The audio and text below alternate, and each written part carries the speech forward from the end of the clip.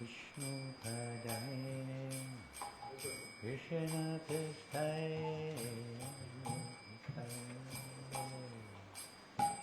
Srimate Bhakti Vedanta Swamiti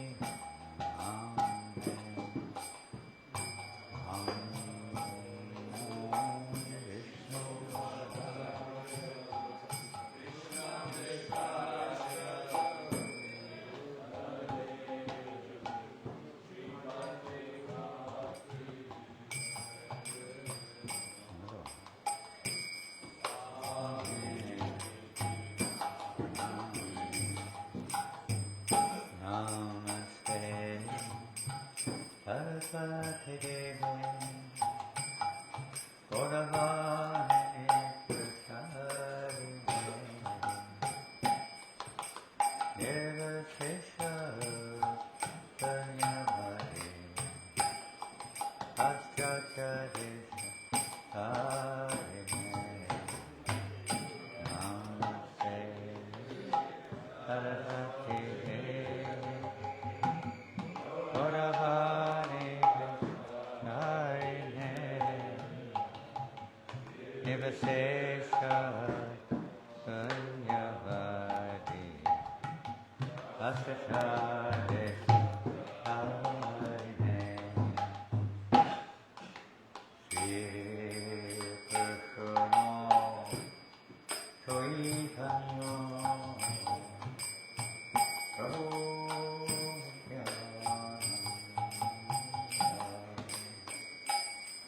Shri Advaita Vedanta Shiva Gauravata Krishna Chaitanya Govinda Shri Advaita Vedanta Shiva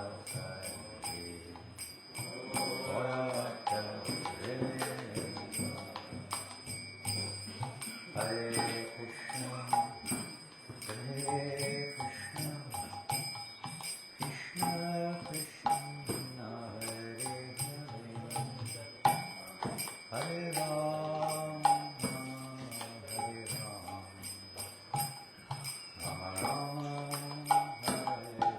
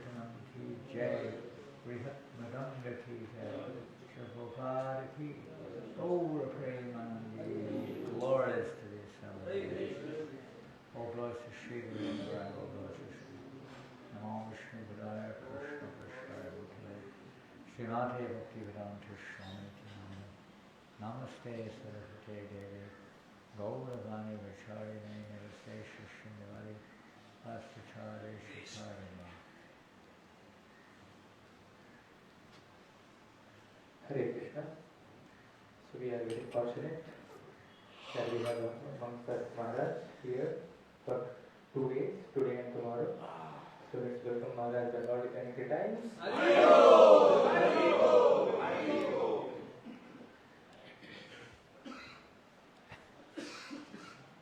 Hare Krishna. Well, nice to be with you Vaishnavas here in the Gopinath Mandir. And I guess most of you here are in the ashram of Brahmacari or aspiring to practice Brahmacharya. We all know that you can practice Brahmacharya in any ashram in terms of its literal purpose, its meaning, in terms of a distinctive ashram, of course, in the Varna ashram system. Or some of you one or two here may be thinking of married life in the future. But most of you, especially those from the Radha Gopinath Mandir, I guess you're all staying here in the ashram, is that correct? Yes. All good. And some of you are long-term here. How many of you have been here more than 10 years in the ashram? Fair number. Most of those in Saffron, if not all. And some have been more than 20 years. More than 20. So a long time practicing Brahmacharya here in the temple. So today I was asked to give some talk. What am I supposed to talk about? Grihastha life? The glories of the Grihastha ashram? What would you like to hear? I can't talk about much, but if I can, I will. What, are we reading from some special place, or is it up to me? No answer. Nothing. Nothing systematic. Mondays, Shamanand Prabhu, he takes Bhagavad Gita class. Otherwise, every speaker gives the topic. They have their choice, huh? All right, well, with your permission and your kind good wishes, I'll read something which you gave me, or you placed this orange book in front of me. There's a white one also, and a grey one. There's a grey one also, halfway.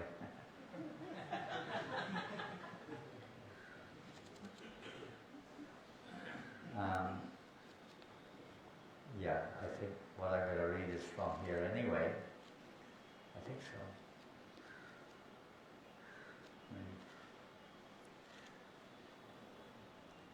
This was compiled a long time ago, and basically it was when Bhakti-Vikas Maharaj came to Malaysia. It was back in the 80s.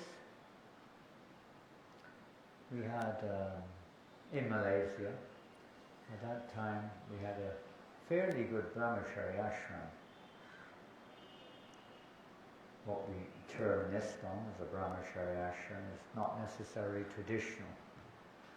Traditionally, Brahmacari ashram is really for the children up to whatever age, depending on their eligibility. But most of our Brahmacari ashrams in ISKCON, you start when you're meant to finish. 20, 25, 30, like that.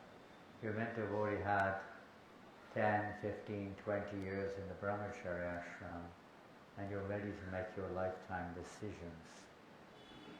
But most devotees in our ISKCON Brahmacari ashrams, we don't really have a Gurukul in ISKCON, to my knowledge. I don't know, maybe Bhakti-Vikas has.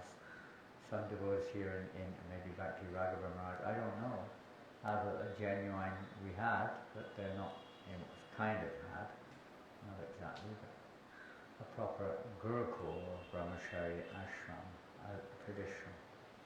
So our Brahmacari ashrams are mostly young men, sometimes older, but mostly younger, who wish to dedicate themselves entirely to devotional service without becoming implicated in the responsibilities of Grihastha ashram.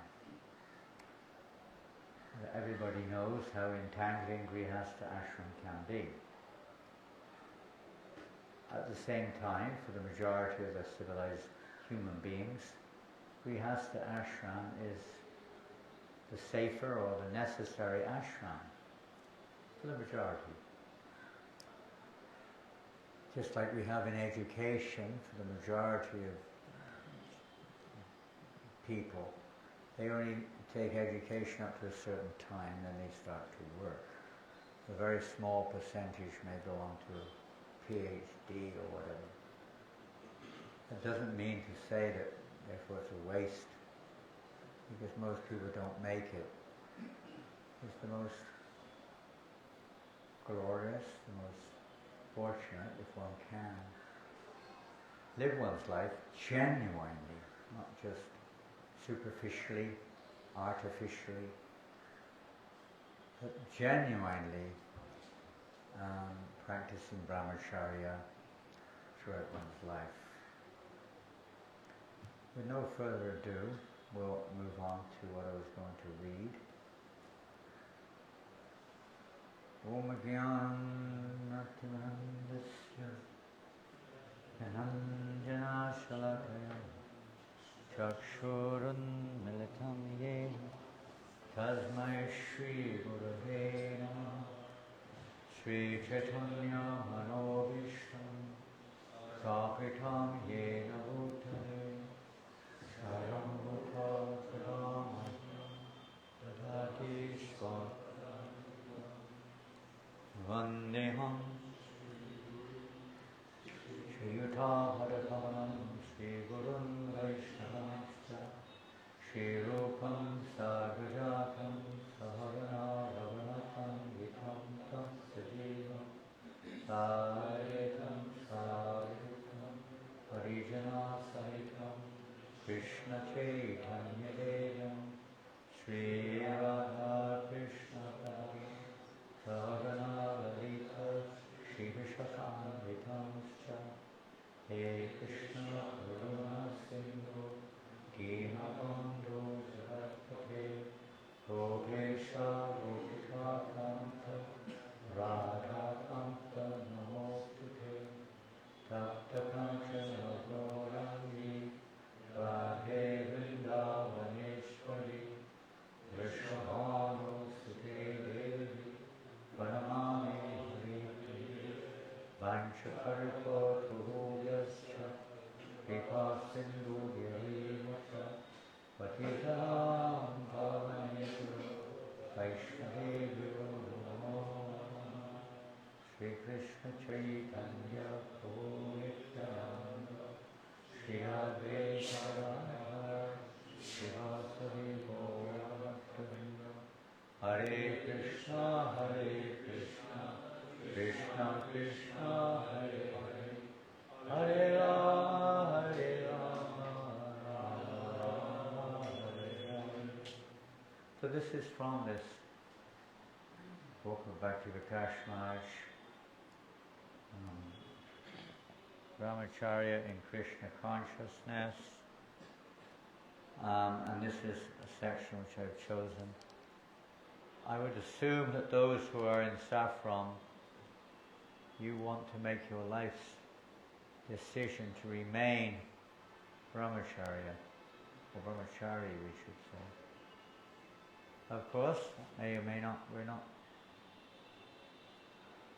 that strong sometimes, we're not the supreme controller, but that's the intention, and we're all, or you're looking for, say, how to do that genuinely,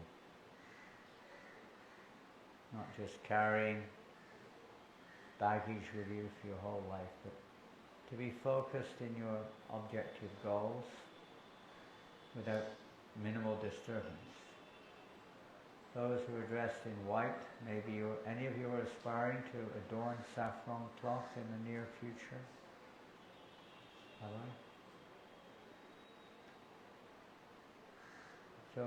So, in India, generally when a person adorns saffron, the general feeling, as you well know, society is that you more or less renounced, more or less renounced the idea of family life.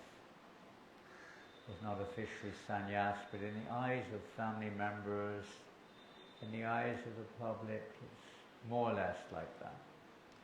In the Western world, it means nothing. Absolutely nothing. It's coming to that in India also, that the public are not really aware or take it seriously. But in the West, it means nothing. They fancy dress, some crazy guy, whatever. Really doesn't mean much. And Prabhupada didn't, at least in the beginning, later on he talked about it, but in the beginning he also didn't put that type of traditional emphasis on the wearing of saffron. When I first came to the temple as a guest with long hair, we would go on Harinam and they would give me a saffron dhoti to wear. There was no question, are you following the regulated principles? Are you chanting japa? Nothing. You're coming on Harinam, therefore you should wear a saffron dhoti. And from day one, devotees would put on the saffron dhoti as soon as you moved into the temple. There was only grihastas would not wear saffron. Although they also, in the beginning, you see some pictures of the ladies in the beginning of ISKCON, they're all wearing saffron saris. And the Brahmacharis would wear the top piece also, not just the sannyasis, they'd all wear it. They wouldn't wear the sannyas dhoti, so to speak, but the top piece, yes, everyone would wear it. Grihastas also wore it. Everyone wore this. The grihastas didn't usually wear white. They were in blue or yellow, pink, different colours. Now it's traditional the grihastas wear white. And it's also traditional that unless one has made the vow of lifelong Naishtika Brahmacari, he would not wear saffron either. Maybe yellow or white, but not saffron. But Prabhupada didn't put that into place, at least not in the beginning of our movement. And it varies throughout our movement now, and you find that some bhaktas will come here and they're wearing saffron. Bhakta Bill from, wherever he's from, Santa Fe or somewhere, coming in from, Midwest. He's wearing saffron. He's only been 2 months in the movement. And here you are. Some of you have been many years, I think. How many years have I? 4. I don't know your name. 5. 7 years. 6. 7. 8. Going up. Maybe 7 years. And are you initiated? So it doesn't really matter in one sense at all. But in India it is. It's taken very seriously. It still is by many, especially your family members probably think that now you have given up on your family. Right? There's serious decision to make. So we'll read now from back to the Kash Maharaj's Chowpatty here. If one can stay a brahmachari without being unduly agitated by sex desire, that is by far the best situation from which to aim at going back to Godhead. Practically speaking, everywhere more or less, when individuals join this movement, men, women, there's an element of a higher desire. It's not just because, you want to drop out, you want to be a revolutionary, you want to just check it out. Some people may think like that, but generally people are looking for something higher, something, whatever their concept of spirituality is, generally. And Brahmacharya is for the men particularly, of course, this is the best situation. Without the heavy burden of family responsibilities, the distractions of social life, and the ever-present opportunity for sense gratification. The Brahmachari can live simply and peacefully and dedicate his whole life and energy to understanding Krishna. You don't have to worry about money and bills and children and schools and education and taxation and houses and cars and what to speak of all the interaction between family members. You don't have to worry about all of that. So many problems.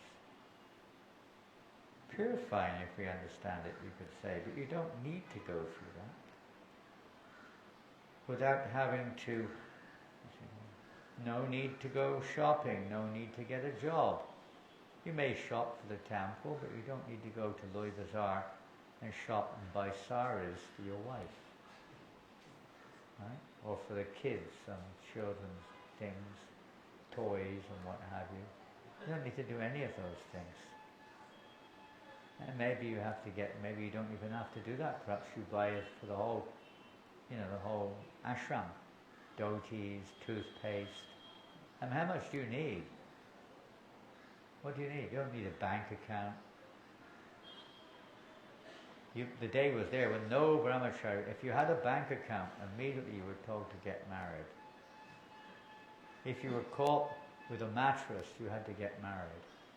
If you were sitting in the temple on a cushion, you were told you should get married. We have not one chair in the whole temple, practically, maybe one in the office. Nobody had a pillow. Nobody had what to speak of, a mattress.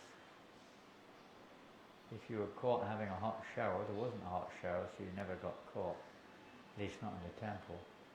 There was only cold showers, nothing else. All these were considered to be good reasons to suggest you change your ashram. It's not necessarily a good reason, by the way, but that was the kind of, we could say, external situation. But life was very simple, and I'm sure for you, you have to deal with preaching, you have to preach to grihastas, you have to preach to the guests who are coming here, sometimes there's children, and all kinds of different situations. But generally speaking, you can keep your life pretty simple. Maybe mobiles are a problem sometimes, computers, mobiles, a little complicated, but keep it as simple as you can.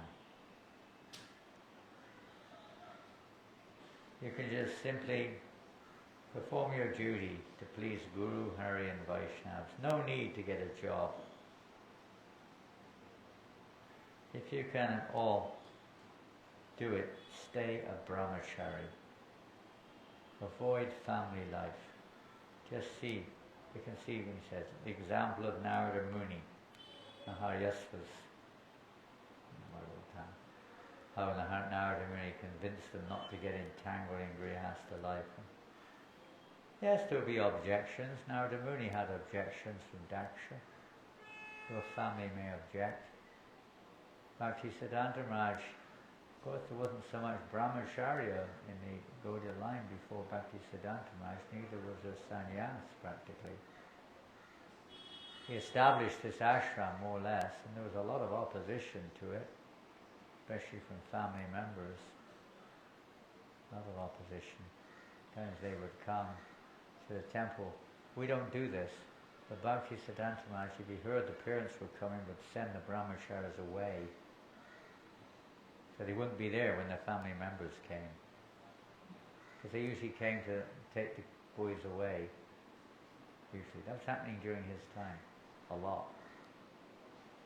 He had to deal with that. He would deal with the parents to protect the Brahmacharis.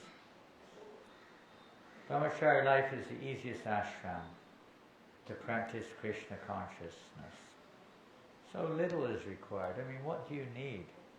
What do you really need? What do you need in the Brahmachari ashram? What do you need? Association. Huh? Yeah, association. Oh yeah, that's really important. I mean, in terms of practical possessions, what do you need? Prashadam Prasadam, okay, you need prasadam. and shelter. And shelter. Shelter includes maybe a little space to light a will. I came here at 1, I thought the class was at 1 o'clock. So when I came in I saw 1, Brahmacari was in deep samadhi. He was lying on the floor, no mattress, no pillow, nothing. Just lying on the floor, deep in Nidra Yoga. He let him lie there for a while. You don't need much, a little service. We need service. The very important thing in Brahmacari ashram is to keep engaged. Really important. Prasadam, yes, but ideally it shouldn't be too much. Healthy, regulated, but not too much, as you all know. But service we all need. It's really important. Sadhana service is essential, according to the situation. Really. And space to lay down and rest. A grihastha has many responsibilities. A Brahman, that means in regards to the world, socially speaking, a Brahmachari doesn't have any, except for to be a good example, to maintain your, whatever your expected, activities are. Brahmachari should study nice, should have plenty of time to study, to chant, to discuss amongst yourselves, and so on. It's a great opportunity. The real business of human life is to take the responsibility of spiritual advancement. So if one remains a brahmachari, he has no disturbance in that responsibility. But if you become a grihastha, disturbance is there. You cannot take wholeheartedly the spiritual responsibility. That's from Srila Prabhupada. Opting to remain celibate is a great decision. It's called Brihat Vrata, the great vow of perpetual celibacy. You all know it's not easy to follow. It's not just an external control system. Sometimes we see or hear of yogis using various contraptions to control the loss of semen or whatever it is. That's not real brahmacharya. Maybe you can tell me, what do you feel, or what have you experienced, or what do you know, how we can maintain brahmacharya? What's a good thing to do? Somebody like to venture a suggestion? Regular eating, yes. 24 hours a day.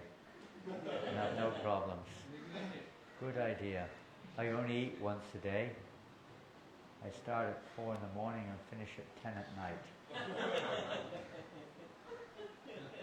I don't know if you better maintain brahmacharya though. 6 hours at night might be a struggle. Regular eating, yeah. This regulation itself in general is, generally speaking, is sometimes hard because of the nature of your service and so on. But in general, regulation is important for brahmacharya.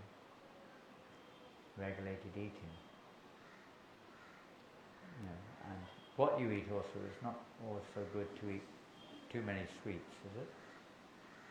Is it good to eat lots of sweets? You may like to.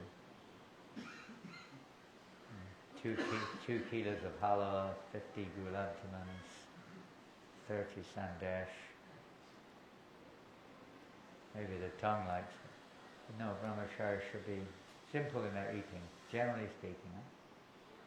And be careful, only prasad. Make sure you're only eating prasad, not just regulated, but only prasad. What else? Not too much sleeping. Not too much sleeping. Of course, each and every individual has different conditioning, different health also, but not more than necessary. Same with eating, we know that from Bhagavad Gita, isn't it? What is too much for one, maybe not too much for another, but you have to, a little common sense there. Same with eating. We had one, I remember one brahmachari joined in London, Dr. Michael. He got initiated by Prabhupada. and he was here in Bombay with Prabhupada eventually, and he thought to imitate Raghunath Das. Don't try to be imitative. Be realistic also. He tried to imitate Raghunath Das. Literally, he was only eating leftovers in the bin. He would not eat any prasadam other than what he would find in the bin.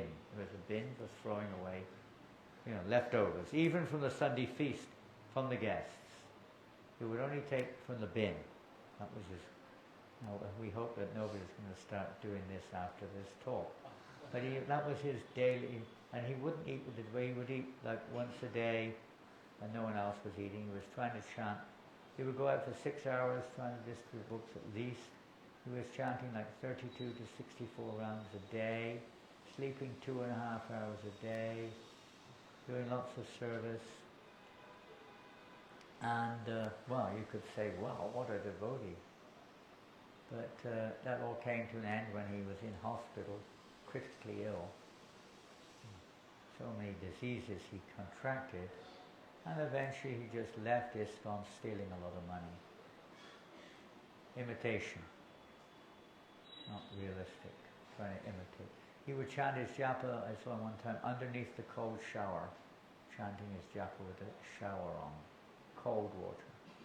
Hare Krishna, try to keep awake. He fell asleep in the air during kirtan one day. He jumped up, fell asleep, and crashed to the ground. Those used to bang their heads against the wall. It was a bit of a shock when I saw that I was a guest in a temple, and there were these Brahmacaris banging their heads against the wall. Boom, boom, boom, like this, trying to keep awake. There's a lot of squirting water in their eyes like this. A bit overboard. There may be other things you could do to try to avoid having to do all of that first. But a little bit fanatical. Yes, we have to know regulation, how much to eat, how much to sleep. What else? Huh? Cautious with opposite gender. Cautious with opposite gender. Conscious about the opposite gender. How conscious? Cautious. Oh, cautious. I think you said conscious. Cautious about them. What does that mean? Are they like, are they like cautious? What does it mean to be cautious about the opposite sex? We should have contact with Mataji just for service, just for the sake of service. If necessary. If necessary, yeah. Only if necessary. Don't kind of like try to create a situation where, ooh, Mataji, maybe we can do some service together. That's also, be careful. Be careful of that one. Very dangerous. Cautious. Yeah, be very careful. Minimize association only when absolutely required. Now, here in India, you probably don't need to worry about that. In the Western world, it can be a challenge when you go on the street. You can't really say, Mataji, don't come near me. I'm a Brahmacari. I'm a Brahmacari. Brahmacharis don't get near women. They don't talk to women even. You won't distribute many books, probably. It's a different ball game. But here in India, there is still some degree of protection. We're not Swami Narayan sadhus. I was in the airport in Paris. I don't know if you were with me. I think it was, maybe you were with me, Jeevanand. I can't remember. We were going through what do you call it? You put your bags in that machine and they test your bags, And there were two Swami Narayan sannyasis right in front of us. And they put their bags in. They came out, there was something in there that shouldn't be there. And they were going really disturbed because it was a woman who was meant to check the bags. they wouldn't accept it under any circumstance. There was a whole big thing going on there in the Paris airport. Eventually, the airport authorities surrendered and they brought a man over to check the bags. They were quite fanatical. We're not like that. But minimize our, especially, it's like with the karmis. We don't associate with worldly-minded people, but you do. How do we associate with them? You don't. It's not with the material affection. You know, you don't kind of like absorb their material, association. We try to introduce spiritual association there. So if you absolutely have to, be very careful. Take shelter of, what you remember, spiritual strength, not to become overwhelmed by that association or attracted to that. Be very cautious. You can't walk around with blinkers, I've talked about that many times. Same time, you have to be very conscious and cautious. What else can we do? Social media. Pardon? Social media. Social media? Regulating. What does that mean? Give Use the of mic. Exposure to social media should be made less. Oh, good point.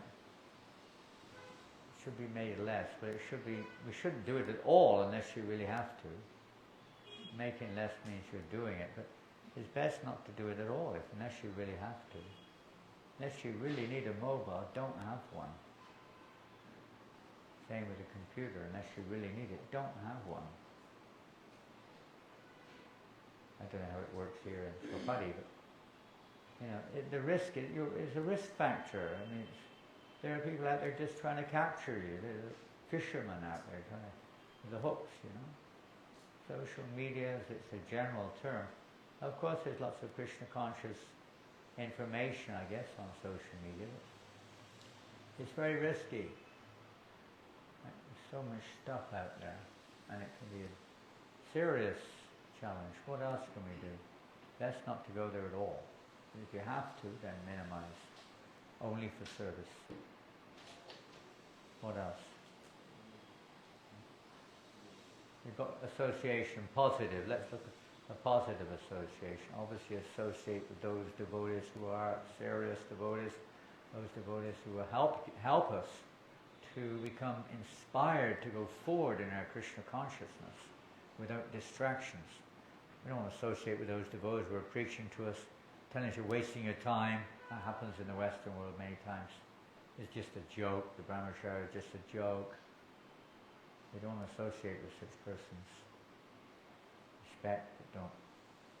What else? Reading and hearing. Hearing and chanting, serious hearing and chanting, serious. You have to hear very nicely, attentively. You have to hear, and repeat, and chant. We all know the importance of chant. Every devotee knows this. It's not just Brahmacari.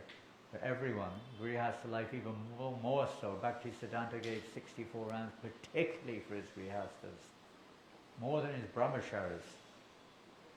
That was really for the Grihasthas, because he knew how much they were wasting their time. We mentioned already in the beginning, fully engaged. Keep fully engaged in devotional service. Don't waste time. That was, if you have any time, chant Hare Krishna. Pick up one book, read. Don't sit around spacing out or going on mobile or social media, whatever it is. Don't waste your time. Keep fully. Idle mind is the devil's workshop. What else? Offering prayers. Does anyone else have anything to say? Okay. Good friendship between the devotees. Pardon? Friendship between the devotees. Friendship between the devotees, between the Brahmacharis. And you find this is quite, I don't know, amongst yourself, but in the West it's very common. The feeling of being alone or lonely is often a difficult one for people. We're not brought up in that environment. We're brought up in a social environment, most of us. And it's kind of difficult sometimes without that brothership, without that close friendship, camaraderie. Very difficult. Many devotees, because of that, they're looking for a companion, some association. So having, of course, spiritual friendship, positive friendship. If you're inspired to preach together, or read together, or chant together, or serve together, or share together, discuss together, whatever it is, getting together and really helping each other, binding, that gives strength. When we bind like that, it gives strength when the ashram is together and devotees are really trying to help each other, are concerned and compassionate for each other. I mean, Yoga Maharaj gives that example oftentimes. The big trees in California, what they call the redwood trees, redwood, they don't have very deep roots. Did you know that? They're like 300 feet high. And they're huge. They're almost as wide as this room, some of them, the trunks. You can drive a car. They make roads through the middle of them sometimes. You can drive through the middle of them. They're really big. But their roots are not very deep. Not very deep at all. And they grow on the side of mountains usually, where the mountains where there's tremendously strong winds. It doesn't make sense, does it? Extremely heavy, tall tree, windy place, no much roots. But you know how they survive. If any of you are civil engineers, you'll know this system too. There are many different kinds of foundations, but there are two general categories. One is piling, and one is the grid system. Piling means, piles, individual piles going deep into the soil. And the other is the grid system, which is not very deep, but it covers the whole flooring. And it holds firm, because the whole thing is one unit, strong. Very strong. You've got to blow the whole thing over to blow it over, not just, it's like a massive structure. But going this way, intertwined. So all the roots of the different trees are intertwined. They're all united with each other. They don't go deep, but they all wind among like this. So all the trees support each other. Different, maybe easy to blow when they say, united we stand, divided we fall. Probably gives example. Aesop's fables, Once you take a bundle of sticks, it's really hard to break. The one stick, easy break. So I like that when we have that association. Important. Favorable association. What else? Pardon? Brahmacari should try to stay clean and the environment and himself as well. Nice point, huh? Keeping tidy, keeping clean. Try to create the mode of goodness as much as you can in your lifestyle. Keep it simple, clean, neat, and your body, mind, words, environment. Good point. And Michael? To be respectful towards women. Yeah, that's a good point. Now, of course, we talked about caution and minimal association, but that doesn't mean that one is disrespectful or one is. There was a tendency, and there may still be a tendency. We hear from Jumanacharya, whenever he thinks of a woman, he spits at the thought, right? But that doesn't mean whenever you see a woman, you spit at her. Some devotees thought that's what it meant. It's not what it means at all. There's nothing wrong with women, anything wrong with men. They've got a different karma. They were probably men in their last life, and they'll be men in the next life if they're lucky. And it goes around like that because they're attached to the opposite sex. They get born in the opposite sex. But everyone's in ignorance, so there's nothing sort of wrong in that sense. What is wrong is that we're thinking of them as objects of enjoyment. And the general Vedic system is you see all women except for your wife, and you don't have wives, so you see all women.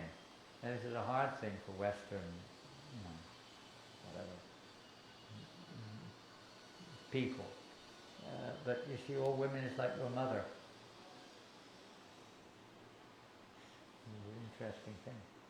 You respect them just like you respect your mother. I'm sure all of you still respect your mothers. Maybe you don't associate much, but you know, you still have, it's natural. Lord Chaitanya respected his mother because it's a divine relationship, but still, the principle is there. One of respect.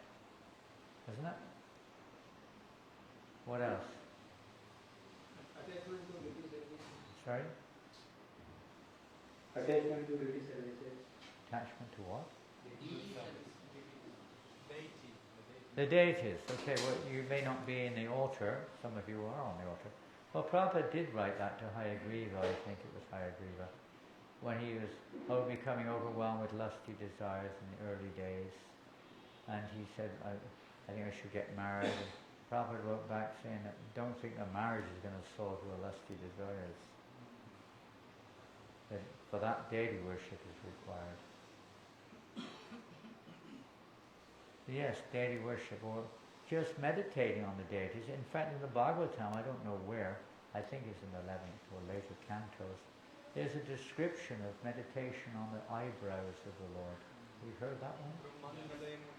You know it. Oh, you're a real Brahmacari. He's getting all the iron. He's got all his weapons ready to protect him in case of the attack of the enemy. Thank you for that. Yes. And Prabhupada, although he didn't mention that directly, maybe he did somewhere, I haven't seen, but it's there in the Bhagavatam. And but Prabhupada specifically said in that regards, we take shelter of Madan Mohan. Madan Mohan. We don't take shelter of Cupid. We take shelter of the conqueror of Cupid. By taking shelter of him, you can also be protected from Cupid, like a child takes shelter of its parents. We take shelter of Krishna in that form of Madan Mohan. You've got in Govardhanika village, you have a beautiful, beautiful temple of Madan Mohan. So nice.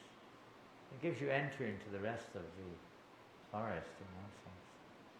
Otherwise you end up in the third canto of Bhagavatam, you end up in the forest of enjoyment. Not a very nice forest. It looks nice, but it's not nice when you're in it. Maya's very clever. What else? To be under experience and mature renounced authorities. Nice one.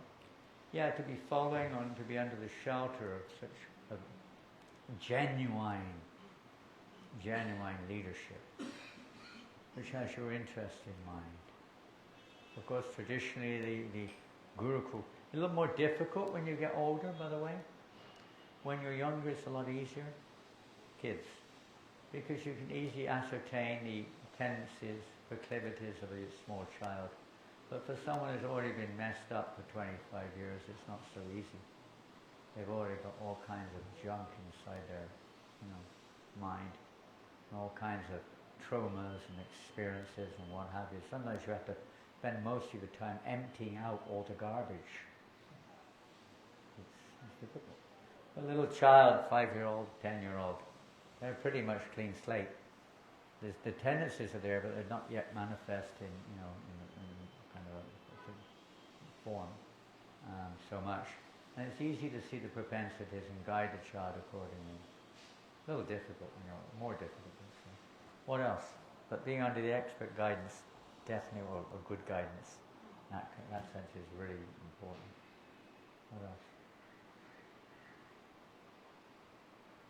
Protect us so we can remain. Not that we want to be, we're not really a Brahmacari, there's no such thing. I mean, Lord Chaitanya said, I'm not a Brahmacari, I'm not even a sannyasi, I'm the eternal servant of the servant. So that humility, that mentality, that humble service mood, remaining very humble, is I don't know if it's easier or not easier in which ashram, but every ashram, that should be a essential feature of one's life, cultivating service mentality. What else? Anything else? Think deeply. I know it's very hard in the middle of the day and it's hot and tiring and boring. You've heard it all before. want to hear something different. I mean, you could go into very deep things, but that's a delicate issue because it depends on one's level of maturity and one's state of consciousness. What is appropriate form of meditation or taking shelter of when challenged? Is it okay? Oftentimes we hear that one has to be completely free of sex desire. So what does that mean? Sex desire, we all know, there are many desires. They're all, in a sense, they're all expansions from sex desire. They may not appear directly to be, but they're kind of expansions when we take sex desire as seeing ourselves as the enjoyer. But sex, as it's normally known, is the strongest of all, the most binding of all. So, what to do?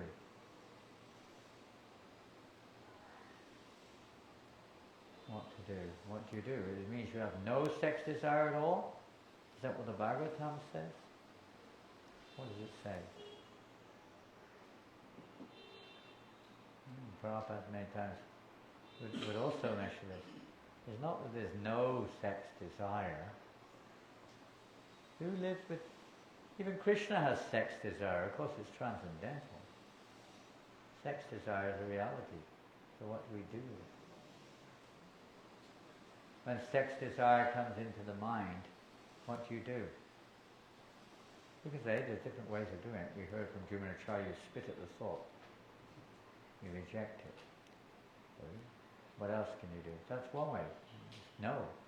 Sometimes you just have to say no. What else?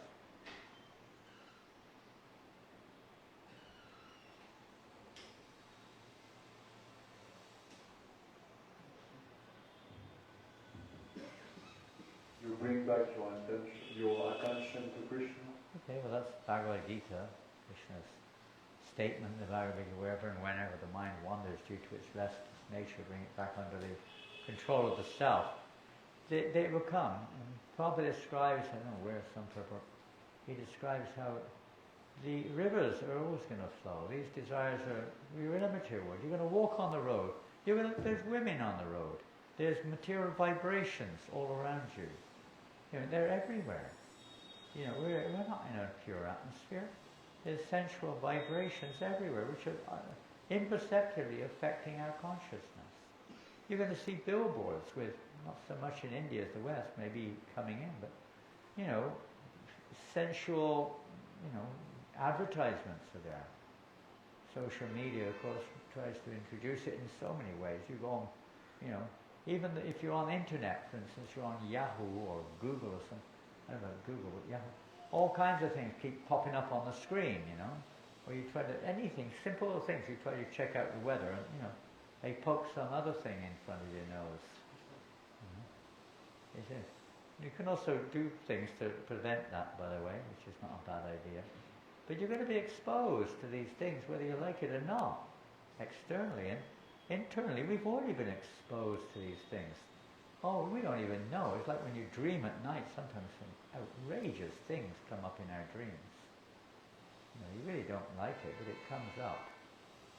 And because it's there already, you've had how many lifetimes of exposure to nonsense, to Maya. The desires come. So one thing is you just have to keep batting them off. But they never seem to stop sometimes. What else can we do?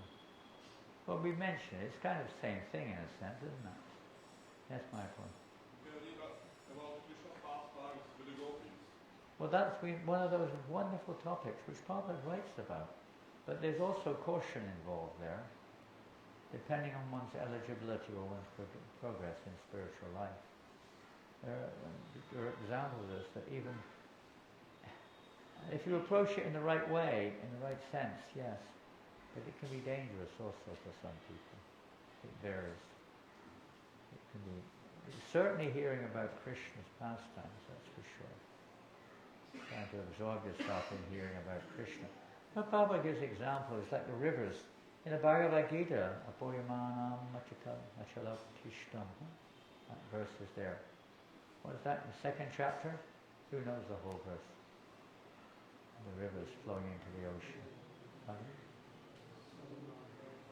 We used to know these verses in the early days. We used to learn Bhagavad Gita. What's the translation?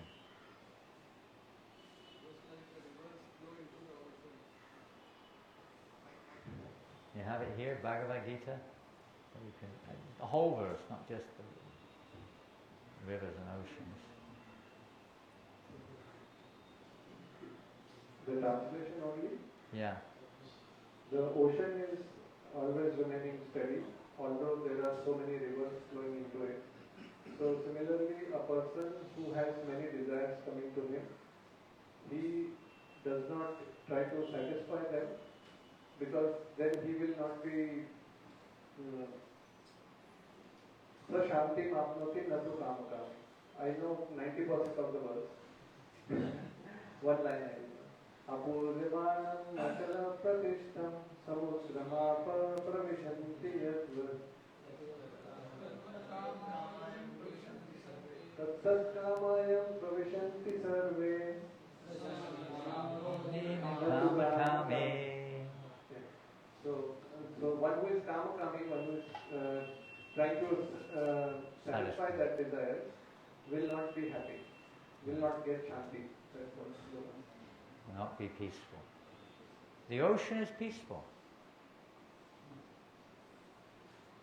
Even though, Prabhupada describes it like this, even though the rivers are flowing, when the rivers meet the ocean, what happens?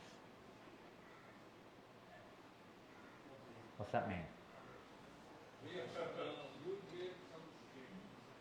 The ocean takes over. It takes over. It overrides all of those river waves. The river is not, Prabhupada said, lust is very strong. It's the all-devouring sinful enemy of the world. We know that. But we have to Mr. Lust. If you want to conquer Mr. Lust, well, Krishna is stronger than Mr. Lust. The ocean. You have to take shelter of the ocean. And then, even though the rivers are coming, they will come. We take shelter of Krishna. Hare Krishna. Well, the time is up. We only got on the first page. I was going to read a few things, but anyway. Hare Krishna. You have it in the book, and there are so many purports which many of you are familiar with. Read this subject matter, discuss it in practicality. Hare Krishna. So any questions? Yes, Prabhu. Hare Krishna. I was hearing one talk by Urmila Mataji about this same topic, and she happened to mention this, that men are more attracted to women than women being attracted to men. I'm still not clearly understood that point. If some clarity can be brought. How does she know?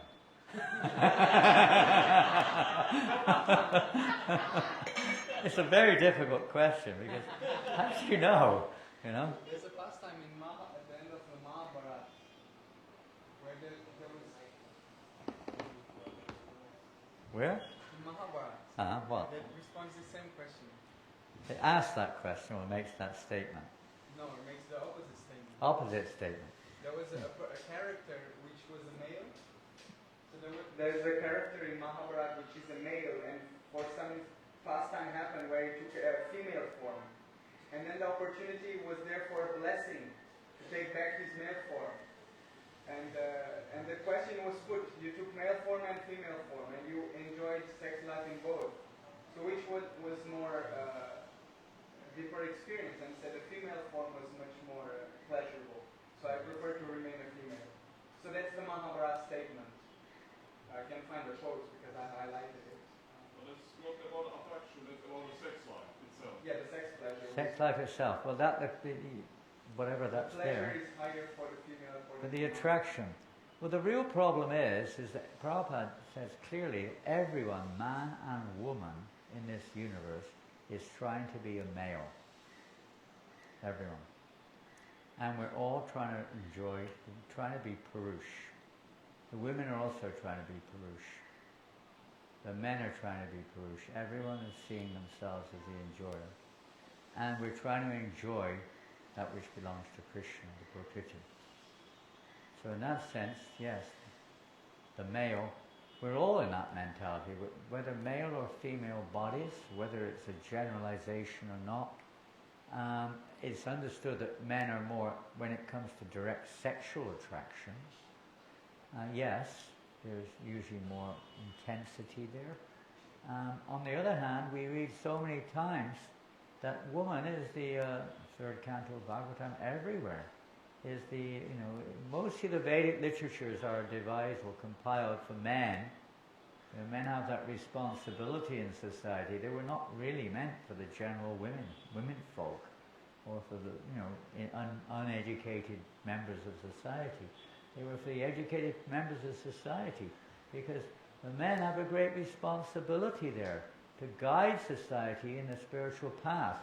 So how Maya in the form of a woman is the greatest bondage in this world, is the greatest attraction. Tremendous attraction. And so from that point of view, yes, it's because you will become a woman in your next lifetime. And then you'll become, whatever degree, attracted to a man, who whether you can measure on some scale or not, I don't know. And then you take birth, if you, maybe in another species, but in a male species. So it's the nature of the male to be attracted like that. Because the female is Prakriti, is energy, in that sense. But we're all Prakriti by nature. And until we realize we're meant to be enjoyed by Krishna. And that's what Prabhupada says. You have to see, you have a girlfriend, you have to see that this girlfriend is to be enjoyed by Krishna, not by me. My family, they belong to Krishna. Everything belongs to Krishna. And then we have that mentality. Whatever body we're in, that mentality is there. It will lead to whatever degree it is of attraction to the opposite sex or whatever it is. Nowadays, I don't know if that applies. In the Western world, I don't know about in India, isn't it? The biggest movement in many countries now is the gay movement. You may or may not have that in India, I don't know. But in France, New Zealand, the biggest parade of the year is more than 3 times bigger than any other annual parade, is the gay parade. Half of Auckland goes on the gay parade. Almost 500,000 people. And it's led by the, sometimes by the Prime Minister. The local members of Parliament are right in the front of it. It's, it's another different world. What's it, an attraction for what? It's a generalization, this statement. That playing the false role of Purusha, thinking this is the real bottom line of it all. We all think ourselves as the enjoyer, whether we're brahmacharis, grihasthas, sannyasis, or vanaprasthas, to some degree or another. And that's what has to change. It's not the ashram, the color, the mental, this or that, but it's the actual, much, much deeper. Otherwise that will always be there. This tendency of seeing oneself as the enjoyer of the objects around us. So it's a little bit deeper in that sense. Prabhupada said clearly, men, women, everyone is trying to imitate Krishna as the Purush. And according to your body, your mental and physical body, you'll be agitated or attracted accordingly. But it's not like a kind of a absolute thing necessarily. It will vary. Now, I don't know what percentages are. In some countries, I've heard it's up to 20% people are inclined towards same-sex attractions. I don't know if anyone's got accurate figures, but it's a high figure. So the world is in chaos, crazy situation. Unless we change this root misunderstanding, we are not the Purusha. We are Prakriti. There is no solution to it, male or female. It doesn't really answer your comment, but it's one of those comments which really is just one of those relative comments which, even if it is, so what, We've got to get to the root of it, beyond and above, what the externals. These are temporary questions which come and go. Even Brahmacari is a temporary situation, but it's meant to help us. That which is favourable, to realize we are not Purusha, we're Prakriti. We are meant to be enjoyed by Krishna. We exist for that reason. Otherwise, without the mercy of Srimati Radharani, I mean, that's another topic altogether. Personification of this principle. We follow in that mood. Praying to the Kumaras, praying to the Goswamis, praying to the pure devotees to guide us in the right way. Putting ourselves in their shelter. Getting late. What do you do now? You go to take some rest before going out to preach? Or what do you do this evening? What do you do? Do you have a question? Oh, you have an answer. Question or answer, whichever you like.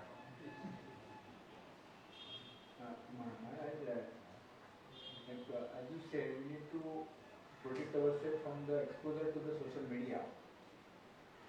Even if we be in nice environment and nice association in the temple with the devotees, the old impressions are so strong that they keep disturbing us repeatedly.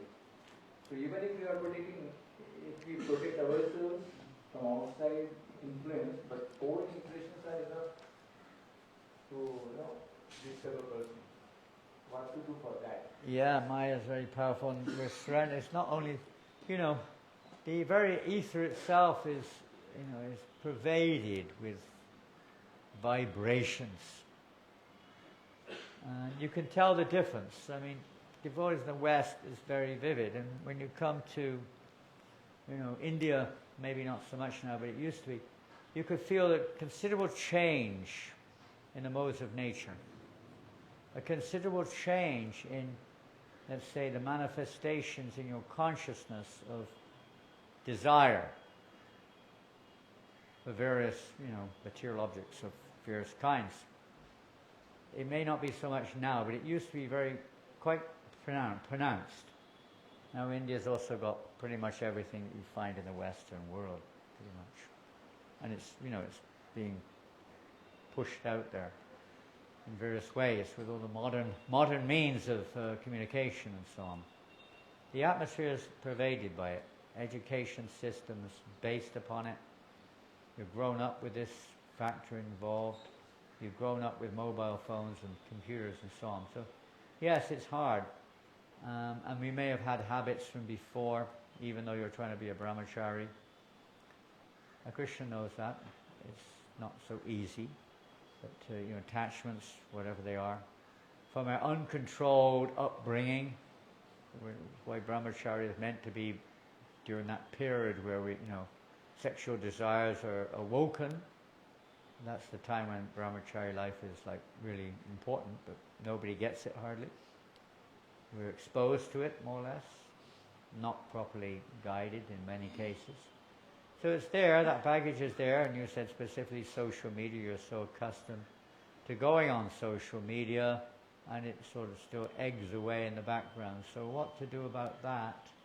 It could be anything, but in this case you're talking about social media. You mean things on the mobile or whatever, WhatsApp or Facebook, and whatever the thing it may be. What do we do about that? Well, let's think.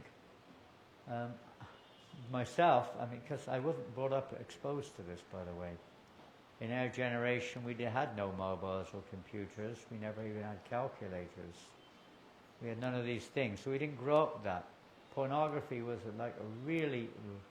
you really had to work hard if you wanted to find something called pornography. It was just off the radar. It was heard about, but it was off the radar.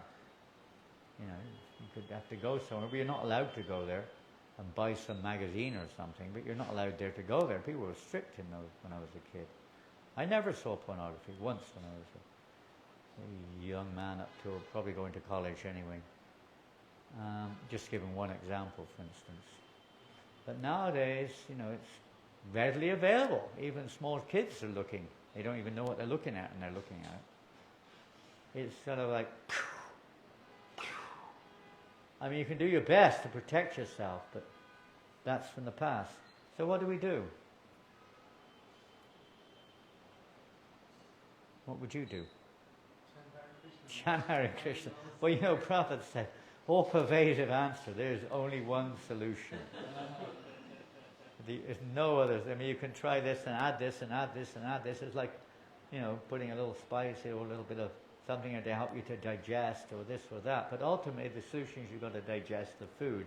The aids to digestion are not what you need to survive. That's just to help you to get what you need to survive. So all these other little things, you know, creating a fantastic environment is very important. Keeping good associations, they're all absolutely required. But the real thing is their absorption in Krishna consciousness, isn't it?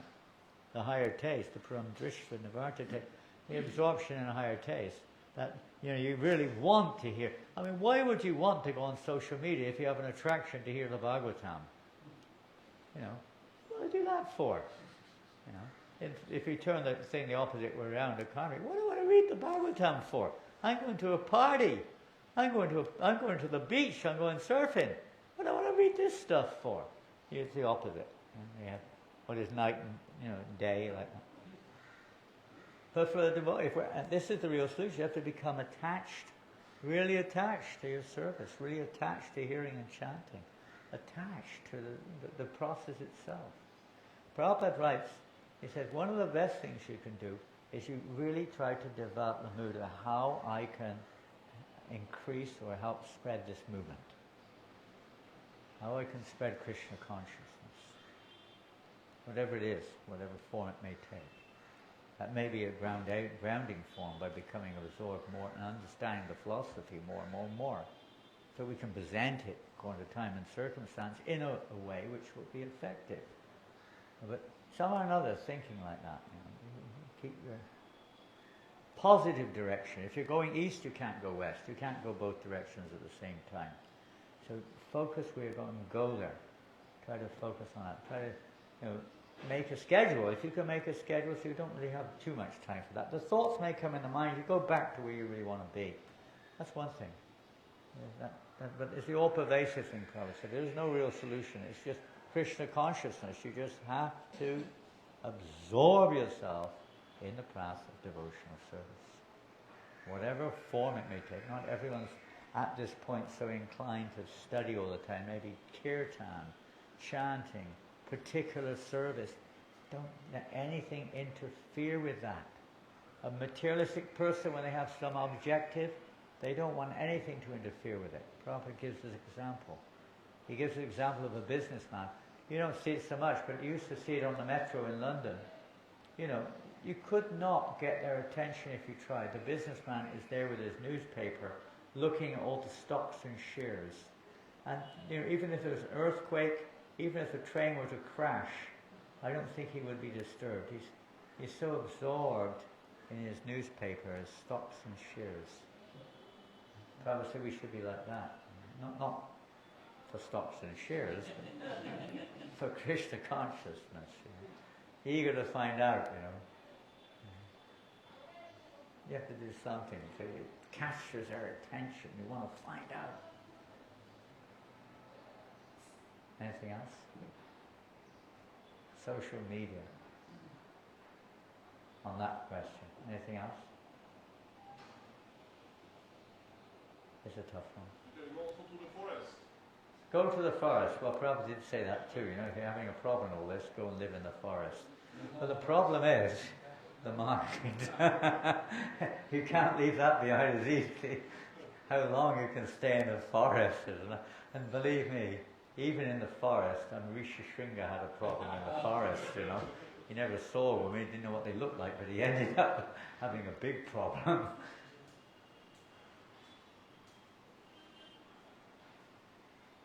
This statement of Bhagavatam about hearing about Krishna's pastimes, to what degree is it applicable to our practical life? It's a big topic. I suggest you read, there's one book by Shivaram Swami, what's it called? He discusses this at great length. Which one? I read it sometime in the past. About, you know, eligibility to, or let's say, the effectual eligibility. I mean, the Krishna book's there for everyone. But in terms of actually, really getting that aspect of hearing those pastimes, not just hearing them and moving on, but focusing on that. He talks about it a lot, and I just recommend you read that section of his books. I won't get into the details of that, so qualified, but he talks about it a lot in that book. I know which is maybe in that one. I read it in one of them. I think it's in that one. But it's at different stages, different things. We all know that. At different stages, like even with health, with medicine. If you have a disease, sometimes they can't give you the medicine straight away because you've got some other problem, and the medicine's too strong. It's too strong, and you'll be overwhelmed by the medicine itself. In this case, you'll get the wrong impression. It can actually bring up sensual desires if you're not careful, or whatever, premature. But it's a fact. That's right there. Prabhupada writes it in the Krishna book. It's not that it's denied, but there's also, it's like chant Hare Krishna, be happy, or if you chant Hare Krishna once, or it's not. But there's also other factors involved too, attitude and consciousness and so on. But read that section again. You probably read it, but read it again as a reminder. It's another characteristic of this age. We've heard all this, but we forget it. We forget. We have to be reminded. We have to be reminded of another, which we haven't touched on much, but Prabhupada does say this. You have to be reminded of the dangers of allowing yourself to meditate on these things or to associate with those who are involved in sensual activities. You have to discuss that. Prabhupada said devotees, Brahmacari should get together and discuss not just the positive things to do, but the dangers of not doing that. Of allowing your mind to wander off into memory lane or social media or some desire which you've picked up, which will end up like a jamule. I think in both cases Prabhupada mentioned, certainly in the case of Bharat Maharaj, he said his problem wasn't that it wasn't the deer wasn't his problem. He said the problem was he didn't consult, he didn't discuss in the right sangha what to do about this. Temptations will be there, but you have to discuss it also. Specific things, how we can help each other to protect each other from becoming caught like the fish on a hook. The tendencies are there. Human life, pretty much every sense is like a hook, or get captured.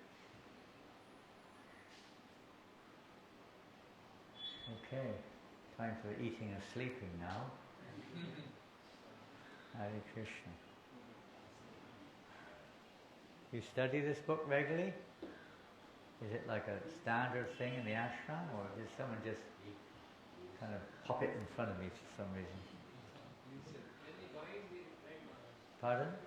Very beginning, at the beginning. At the beginning, yeah. Brahmacari Maharaj wrote this because he saw that there was very little, you could say, protection. We were doing something in Malaysia. At that time, there wasn't much going on in India in terms of Brahmacari ashram, by the way. In the mid-80s. Started in the late 80s, having good ashrams. It'll be middle 80s, not much. He wanted to send any Brahmacharis he made to Malaysia at that time. We had about 30 or 40 Brahmacharis in our ashram at that time. And now there's one or two. Where have they all gone? It was very good, very nice mood, nice vibration, very blissful. Retention of semen, we never touched on that one, related of course to sex life, and how much effect there is. Every culture and society and history in Europe had knowledge of this, the importance of retaining your semen. They had actual programs in place to facilitate that. In Greece, the men and women would live in different places even though they're married. They'd only come together to procreate. They knew these things. That's where they got their individual strength from. Even the British Empire, most of those big men, they were not sexual, perverts. They were strong guys. They had more important things to think about. Get strength, veer, power there in the semen. So that's another thing. It's like another avenue of the same subject, primary one. Hare Krishna, Shri Prabhupada ki jai.